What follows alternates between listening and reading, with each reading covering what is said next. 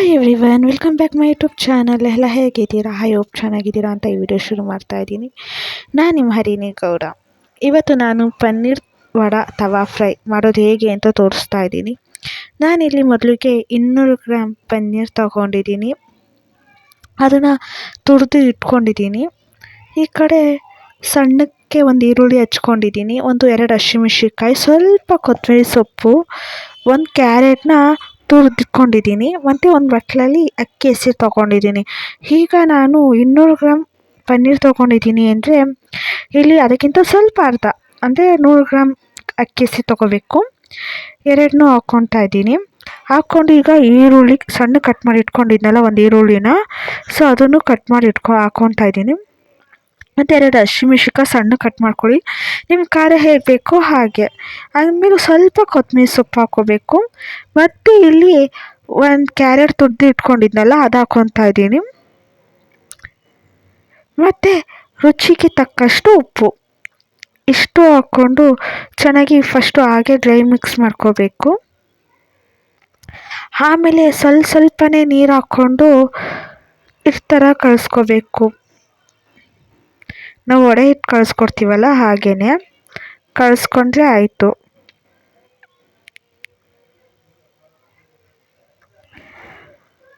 ನೋಡಿ, ನಾನು ಕಳಿಸ್ಕೊಂಡಿದ್ದೀನಿ. ಈ ಥರ ಹಿಟ್ಟು ಕಳಿಸ್ಕೊಳ್ಬೇಕು. ಈ ವಿಡಿಯೋ ಅವರೆಲ್ಲ ನಾನು ಫಸ್ಟ್ ಟೈಮ್ ನೋಡ್ತಾ ಇದ್ದೀರಾ ಅವರೆಲ್ಲ ಪ್ಲೀಸ್ ಸಬ್ಸ್ಕ್ರೈಬ್ ಆಗಿಲ್ಲ ಅಂದರೆ ಸಬ್ಸ್ಕ್ರೈಬ್ ಆಗಿ. ಇದೆಲ್ಲ ಪಾಪುಗಳಿಗೆ ಮಕ್ಳುಗಳಿಗೆ ಮಾಡಿಕೊಟ್ರೆ ತುಂಬ ಇಷ್ಟಪಡ್ತಾರೆ ತಿನ್ನೋಕ್ಕೆ ಸಂಜೆ ಹೊತ್ತು. ಈಗ ಇದನ್ನು ಒಂದು ಅರ್ಧ ಗಂಟೆ ನೆನೆಸಿರ್ತೀನಿ ನಾನು. ನೀವು ಬೇಕು ಅಂದರೆ ಆವಾಗಲೇ ಇನ್ಸ್ಟೆಂಟಾಗಿ ಮಾಡ್ಕೋಬೋದು. ಈಗ ನಾನು ಸ್ವಲ್ಪನೇ ತಗೊಂಡು ಉಂಡೆ ಕಟ್ಕೊಂಡು ಸ್ವಲ್ಪ ಮೆತ್ತಗೆ ಪ್ರೆಸ್ ಮಾಡಬೇಕು. ಈಗ ಕಡಲೆಬೇಳೆ ವಡೆ ಹೇಗೆ ನಾವು ಮಾಡ್ತೀವಿ, ಉಂಡೆ ಕಟ್ಕೊಂಡು ಸ್ವಲ್ಪ ಪ್ರೆಸ್ ಮಾಡ್ಕೊಂಡು ಇಟ್ಕೊತೀವಿ, ಹಂಗೇ ಈ ಥರ ಮಾಡಿ ಇಟ್ಕೋಬೇಕು. ನಾನು ಎಲ್ಲನೂ ಹಾಗೆ ಮಾಡಿ ಇಟ್ಕೊತೀನಿ. ನೋಡಿ, ಈ ಥರ ಮಾಡಿಕೊಂಡ್ರೆ ಆಯ್ತದೆ. ನಾನು ಇನ್ನೊಂದು ಹಾಗೆ ಮಾಡ್ಕೊತಾ ಇದ್ದೀನಿ. ಫಸ್ಟ್ ಒಂದು ಸ್ವಲ್ಪ ಎಣ್ಣೆ ಮಾಡ್ಕೊಳ್ಳಿ ಕೈನ, ಇಲ್ಲಾಂದರೆ ಹಾಗೆ ಮಾಡ್ಕೊಳ್ಳಿ. ನೋಡಿ, ಈ ಥರ ಮಾಡಿಕೊಂಡು ಸ್ವಲ್ಪ ಪ್ರೆಸ್ ಮಾಡಿಕೊಂಡ್ರೆ ಆಯಿತು.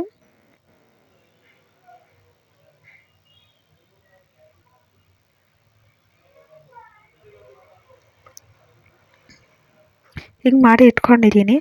ಈಗ ತವಾ ಇಟ್ಕೊಳ್ಳೋದ, ನೀವು ಎಣ್ಣೆ ಬೇಕು ಅಂದರೂ ಹಾಕ್ಕೋಬೋದು. ವಡೆನ ನಾವು ಎಣ್ಣೆಗೆ ಹಾಕ್ಕೊತೀವಿ, ಬಟ್ ಈ ತವಾ ಫ್ರೈ ಆಗೋದ್ರಿಂದ ನಾವು ತವಾದಲ್ಲೇ ಮಾಡಬೇಕು. ಸ್ವಲ್ಪ ತವಾ ಕಾಯಲಿ. ತವಾ ಕಾಯ್ದಿದೆ. ಈಗ ನಾನು 1-2 ಸ್ಪೂನ್ ಆಯಿಲ್ ಹಾಕ್ಕೊತೀನಿ.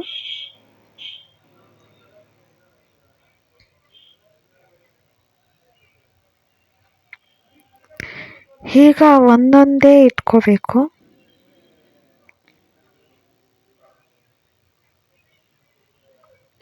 ನೋಡಿ, ಈಗ ಇಟ್ಕೊಂಡು ಹೋದರೆ ಆಯಿತು. ತುಂಬ ಜಾಸ್ತಿ ಹೈ ಫ್ಲೇಮಲ್ಲಂತೂ ಬೇಯಿಸೋಕೆ ಹೋಗಬೇಡಿ, ಲೋ ಫ್ಲೇಮಲ್ಲೇ ನಿಧಾನಕ್ಕೆ ಬೇಯಿಸಿ.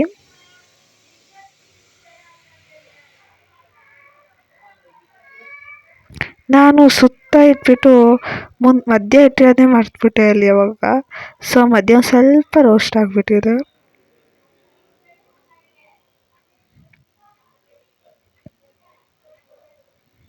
ಈಗ ಒಂದೊಂದೇ ಮಡ್ಚಿ ಹಾಕ್ಕೊಂಡ್ರೆ ಆಯಿತು. ಈ ಥರ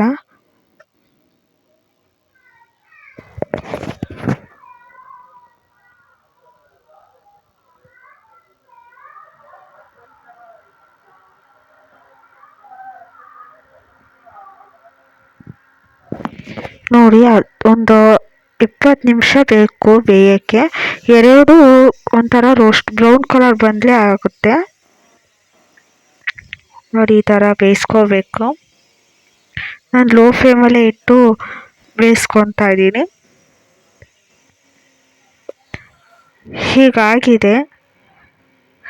ಯಾರೆಲ್ಲರಿಗೂ ಇಷ್ಟ ಆಗಿದೆ ಪ್ಲೀಸ್ ಸಬ್ಸ್ಕ್ರೈಬ್ ಮಾಡಿ, ಲೈಕ್ ಮಾಡಿ, ಶೇರ್ ಮಾಡಿ. Thank you for watching.